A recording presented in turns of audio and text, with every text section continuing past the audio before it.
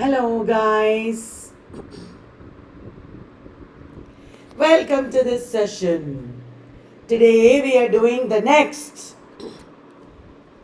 topic related to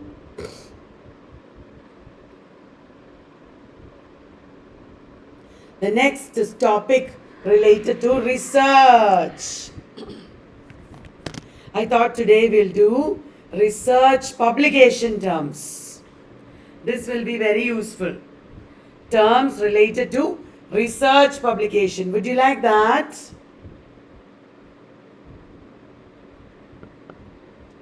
So guys, the first question we have here. What is an annotated bibliography? An annotated bibliography gives what?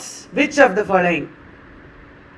Is it the publication information and a short description? Or is it the bibliographic details of footnotes?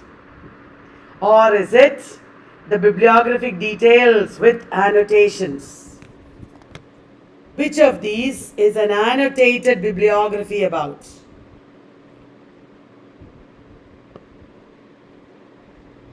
Is it publication information? Annotated bibliography means it's only a bibliography where each item will be described a little more.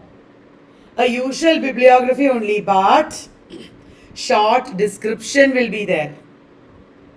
Did you understand, guys? An annotated bibliography is a bibliography, but it has a short description of the books. Yes, that is the answer. So these days, when you do a research proposal, your supervisor might ask you to give an annotated bibliography describing the books. Did you understand, guys? Very good. Welcome to this session, everyone. This is the first question. An abstract usually appears at the beginning of a scholarly or technical article. This is true or false? An abstract usually appears at the beginning of a scholarly or technical article. Is it correct, guys? An abstract is a summary of a paper. Is it true? An abstract usually is a summary of a paper. It is attached to a paper and does not stand alone. Which of these is true or both are true? Tell me. An abstract usually appears at the beginning of a scholarly or technical article. Yes, that is true. An abstract is a summary of a paper. It is attached to a paper. It does not stand alone is false. It stands alone. An abstract can stand alone. So first is true, second is false. True, false it is. First is true, second is false. Because an abstract is a standalone. An abstract is a summary and it is a standalone. Did you understand, guys? Abstract need not be attached to a paper always. It does not stand alone is wrong. Got it? Then, simple words and, or, not, and, not, used as conjunctions to combine or exclude keywords in a search. What are they called? In a keyword search, you sometimes add and, or. What are they called? Are they called Boolean operators? Are they called cahoots? Are they called boa constrictors? ABC. Is it Boolean operator, these words? Are they cahoots? Are they boa constrictors? Answer the bolo. Ha, very good. They are Boolean operators. Simple words used as conjunctions to combine and exclude keywords. They are Boolean operators. A list of all the articles that have been published in a magazine, a journal, a newspaper or newsletter is called what? A list of all articles published in a magazine, journal, newspaper or newsletter. All the articles published so far in a magazine, a newspaper, a newsletter, it is called what? Bolo bolo. Is it bibliography, directory, periodical index? It is periodical index. The index of a periodical. All the articles that have been published in the one magazine so far. It is called periodical index of that periodical. Will you remember, guys? It is called periodical index.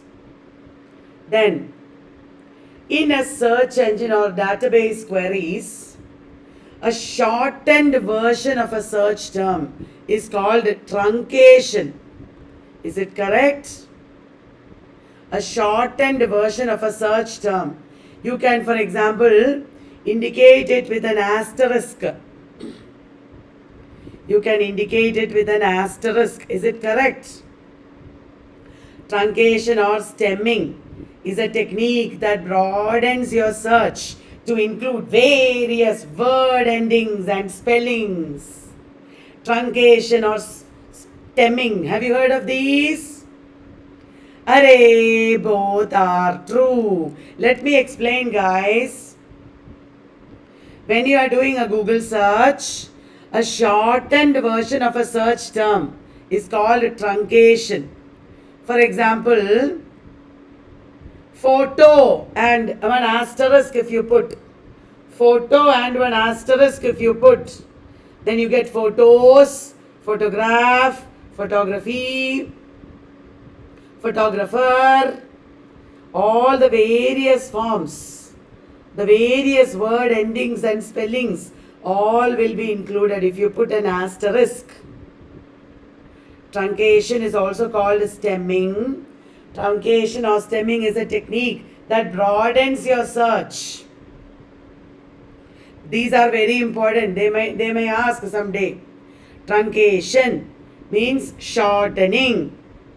Truncation means shortening. In Google search, you use truncation.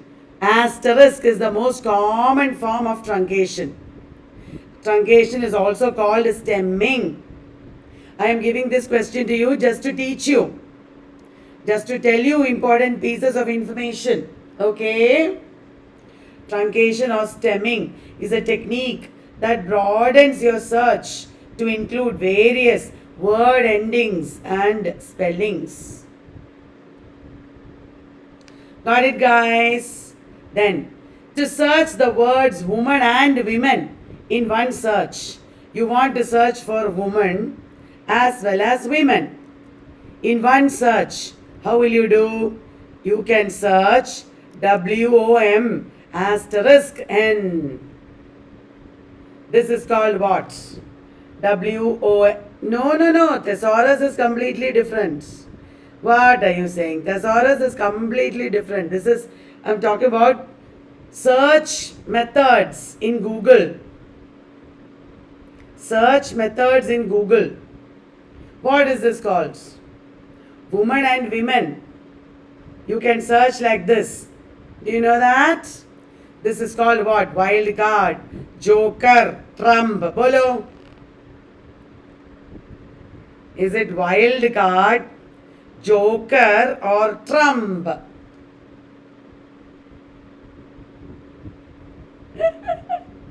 Is it wild card, joker or trump? It is wild card. When you say WOM asterisk N for woman and women, then it is called wild card. Guys, you should check out all these in Google, okay? Check out all these in Google. Wild card, joker and trump, simply I made up. Because it is card, I thought joker card and trump card. Did you get it, guys? Wild card is when you want to search more than one word at the same time using truncation.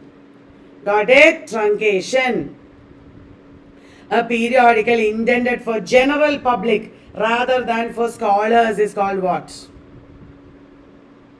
A periodical intended for everybody, general public rather than for scholars.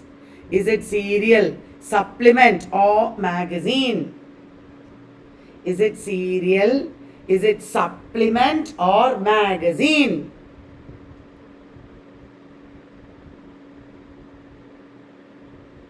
A periodical intended for general public is of course magazine. Magazine. Refereeing is another name for dash. Refereeing is another name for dash. What is refereeing? Refereeing is another name for peer review. Refereeing is another name for peer review. Okay? Peer review. Refereeing. Okay? Then, which of the following is the definition of H index? Which of the following is the correct definition of H index? Is it the number of publications of a scholar in 1 year? Is it the rate of academic development of a scholar in terms of research publications? Or is it the metric used to evaluate an author's scholarly output and performance? Which of the following is H index? Is it the number of publications of a scholar in 1 year? Is it the rate of academic development of a scholar?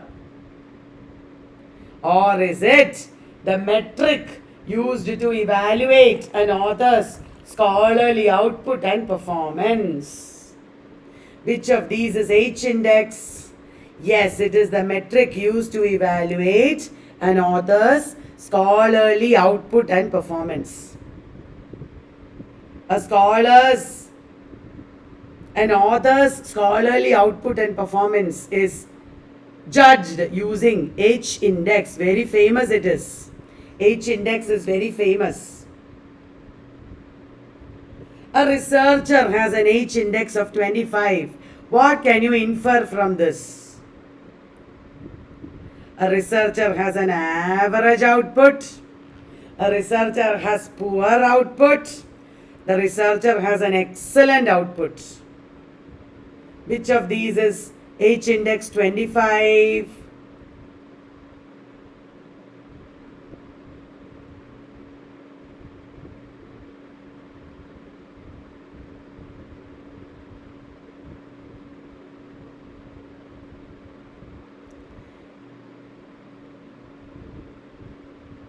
H index 25.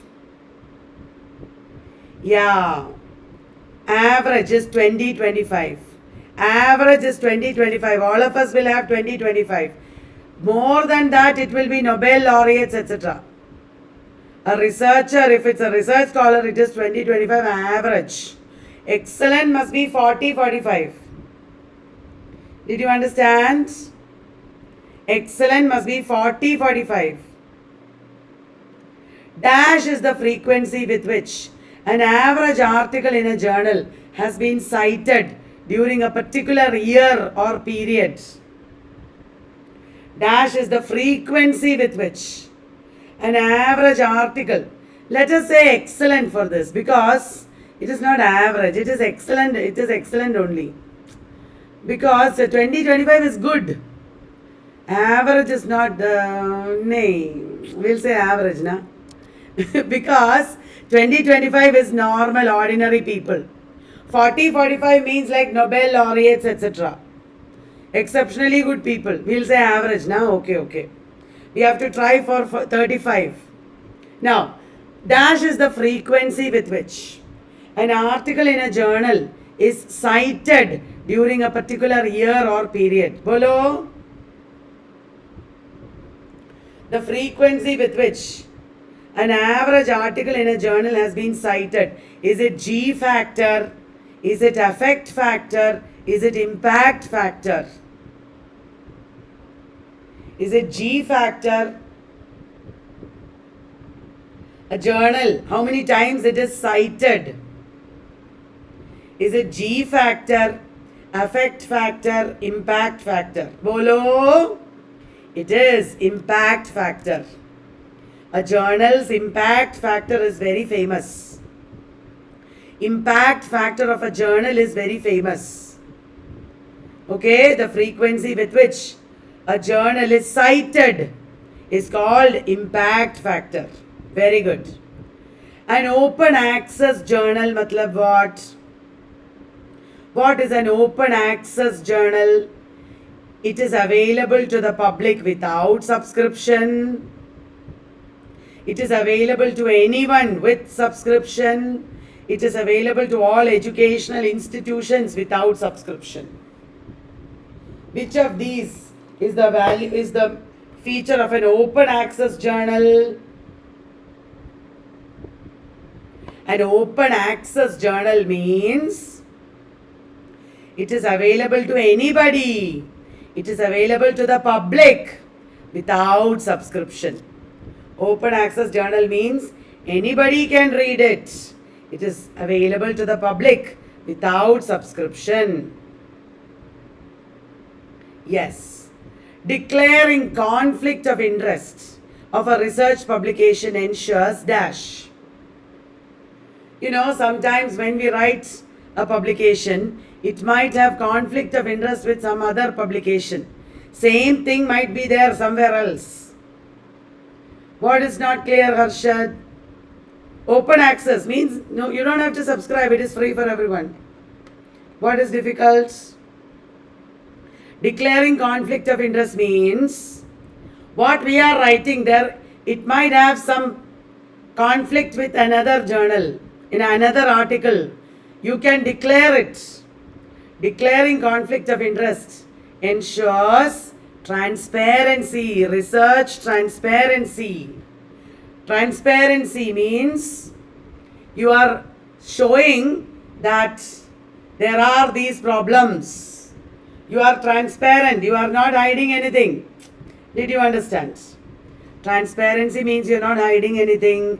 You are showing openly that these problems are there in this research. Conflict of interest you can declare. To ensure quality of research publications, UGC has released a dash.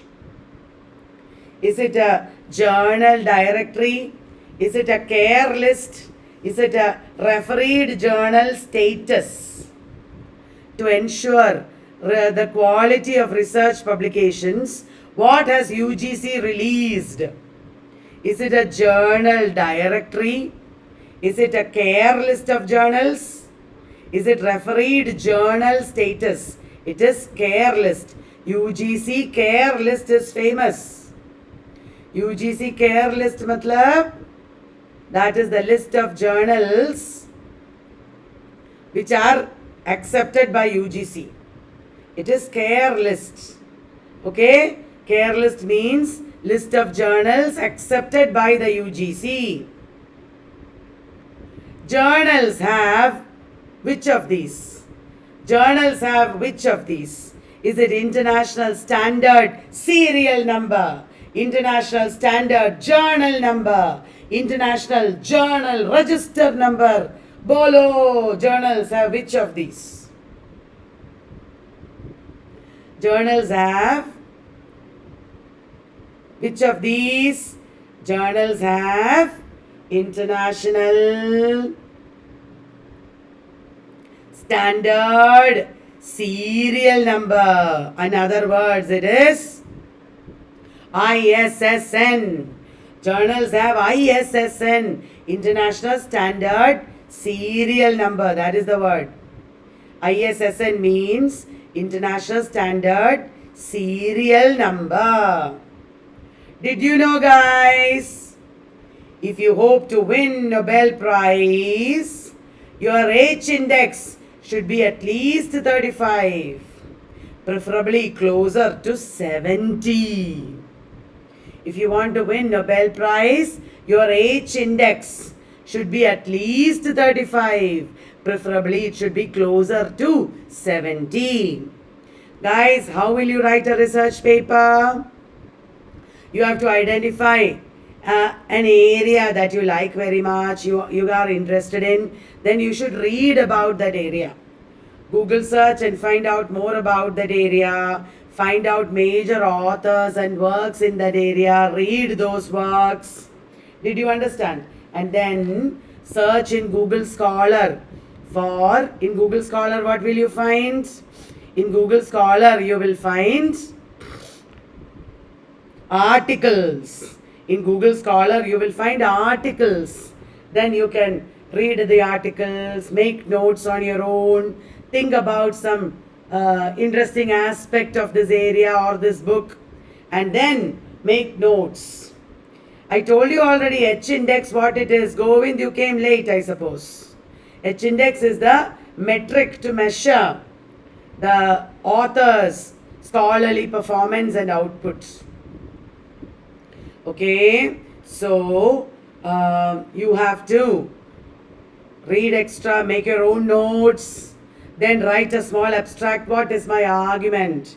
What are my research questions? Like that. You have to find out, and then based on that, you should write a draft. You should write a draft. As you write the draft, you should read more. You should add quotations. Did you understand? And then you have to revise the draft. You have to make it better. You have to add more, etc. As you write the draft and revise it, you should also read extra. Because when you read extra, you will get more information that you can put into this paper. And then you have to send this paper to G factor I made up. There is nothing called a G factor. I made it up.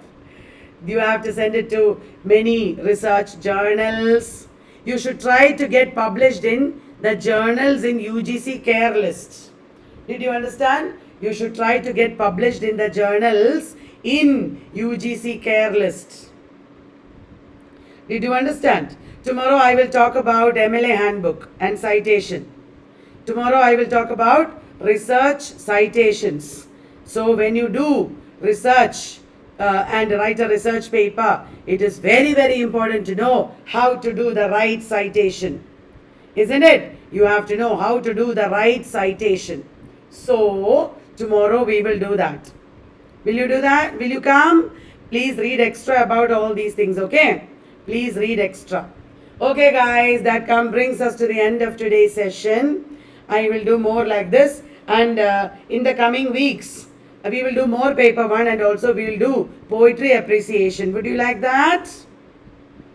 We will do poetry appreciation so that you will know how to write about a poem. Okay, so watch this video completely. Take all this information and read extra. I have given you very useful information based on recent paper 1 questions. I have given you very useful information based on recent paper 1 questions. Take this session seriously, okay? This is very, very important. Okay guys, bye-bye. See you tomorrow for session on MLA citations. It is based on research citation, MLA handbook, okay? Thank you. Bye-bye.